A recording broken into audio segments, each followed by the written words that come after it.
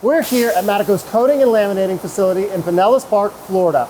I'm Casey Flores, and today we're taking a look at the manufacturing process in depth, as well as behind the scenes of the business of Madico.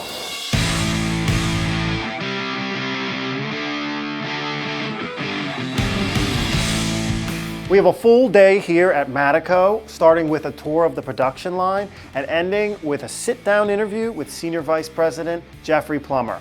Let's start with a tour.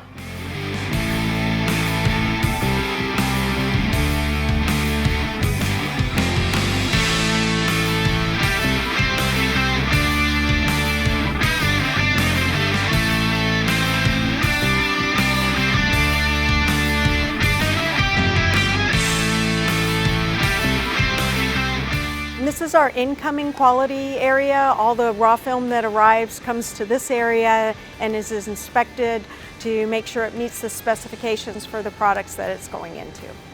So this could be either in-process material where it's had one pass through our coating lines, or it could be raw material waiting to get into the coating lines. This is a piece of equipment we brought down from the Woburn facility. It's called a Wrap-A-Stack. Our stocking system allows us to really put the rolls anywhere we want in the warehouse, and it's coded with the rack number, so they can just go right to the rack. So they don't necessarily have to have any special spot to put it, but we like to keep the faster moving whip items. If it's coming out and it's going to go back in, it'll be in our Wrap-A-Stack area where we can hold multiple rolls, and the process then is flowing right into coating. And we're going to head back to the R&D area. They have their own pilot coder, where they can do a lot of their sample runs before they actually hand it off to production to run on our coating line, so it saves us a lot of time. Well, I think, as you can see, we've got a very well-equipped laboratory. It's got 4 sections. This is the prototype lab here. We have a customer request come in. We can make a sample for them very quickly. 8% of our sales last year came from brand new products that were developed, usually often by customer request, or sometimes requests from our sales force.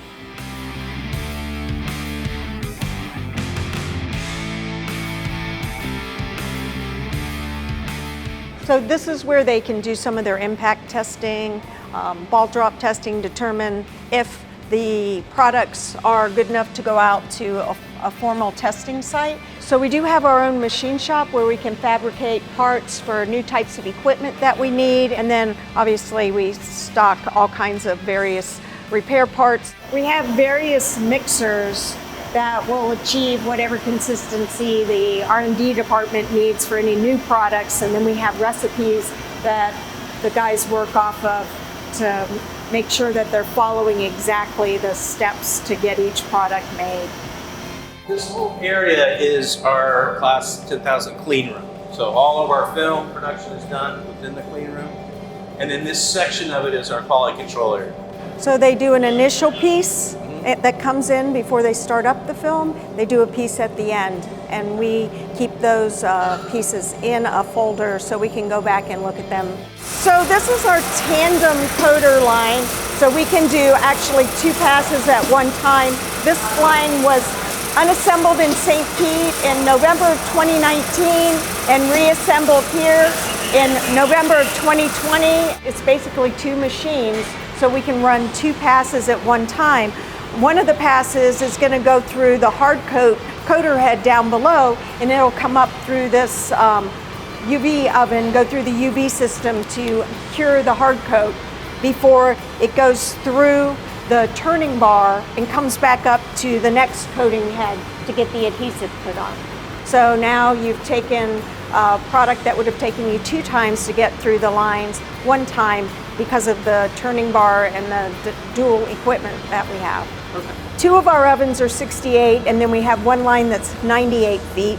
This is the 68-foot oven. It has 3 chambers, so we can adjust the heat temperatures for whatever product we're making in the different zones that we have.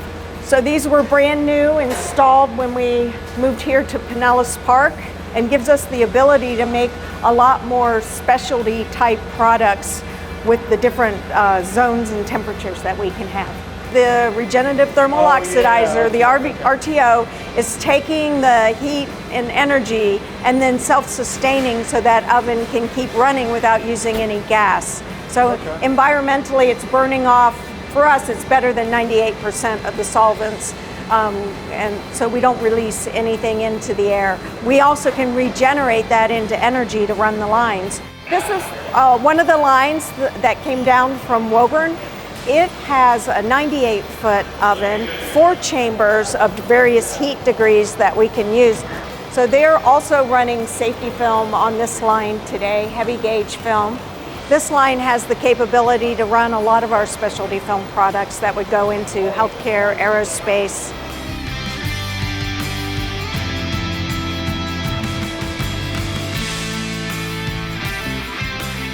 The finishing department does the slitting and the inspection. They're quality operators, they're machine operators. Some people are better at spotting some defects than others, so they'll help train people up to that higher level. The slitters here, they will run 8 mil products and less, so they can handle some safety film on these machines. The larger gauge films, 8 mil and greater, would run on the 2 machines here. We call it the duplex, the turret. Hey Willie, got some R&D material? Correct. And so this machine's able to handle, what's the most slits that you do? 12. 12? On bottom. So 24 rolls. Hey Lucy. What are you slitting? Clearplex.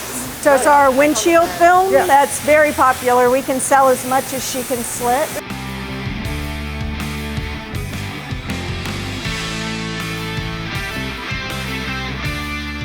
We don't want to keep a lot of boxed film. We have to count our inventory constantly, so we want to keep it in the master rolls and get it right out. But there is some instances where we have to have extra stock on the shelf. Jeffrey wants to know that they can have it in 24 hours, so we do stock that type of product. So this is where the film ends up to be picked up by the trucks. It's the end of the month. They've got pallets staged, and the trucks usually start coming in later this afternoon. Stays pretty busy over here. We ship from this location, including the service centers, about 3,000 rolls a week. So they're our last quality area. They need to make sure that the labels are correct, boxes look good, that they're wrapped properly, they've got everything together so that when it ends up at the customer's location that it's good film. It hasn't been damaged with the freight.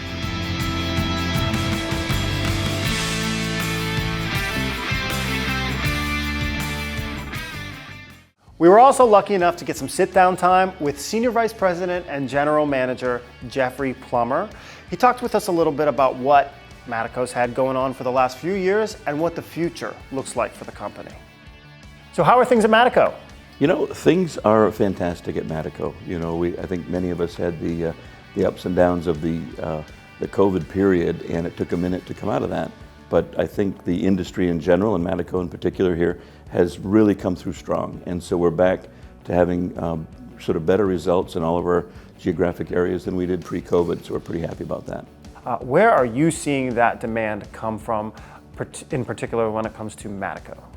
If you had to pick a category, safety and security are clearly outpacing everything else in terms of growth. I think that in North America there is more smash and grab. There's more vandalism. There's more, certainly more crime in some of the cities, and I think more and more people have safety on their mind. Certainly the episodes at the schools have everyone wanting to make schools safer for our kids. So, and I think the films have become legitimate. I think the testing has become accepted, and I think security experts are more and more recommending safety and security films as a very good retrofit solution. You all just recently got a new certification. What is that? Can you tell us about it? So we haven't really gone public with that yet, but we believe that we have passed some third-party independent testing from the reputable labs that exceed testing that is currently in the industry. But when it comes to safety and security, there's nothing more important. People are actually trusting us and trusting this industry to put the right products on, the right applications to save lives. And so we continue to try to push that envelope and make better and better products that will give better and better protection.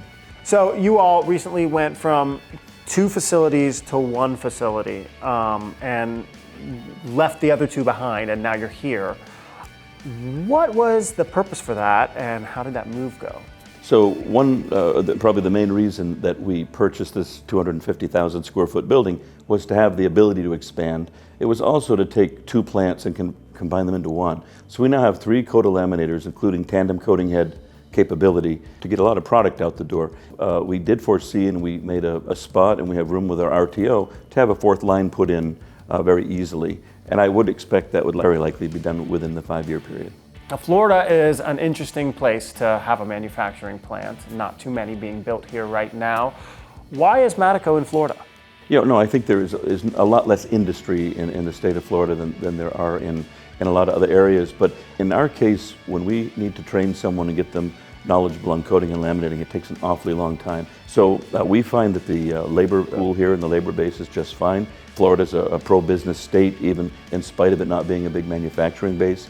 The cost to do business in Florida are reasonable. This really was the choice, and we were quite deliberate in our decision to be here. Madico's been around for 120 years. Congratulations. Will it be around for another 120?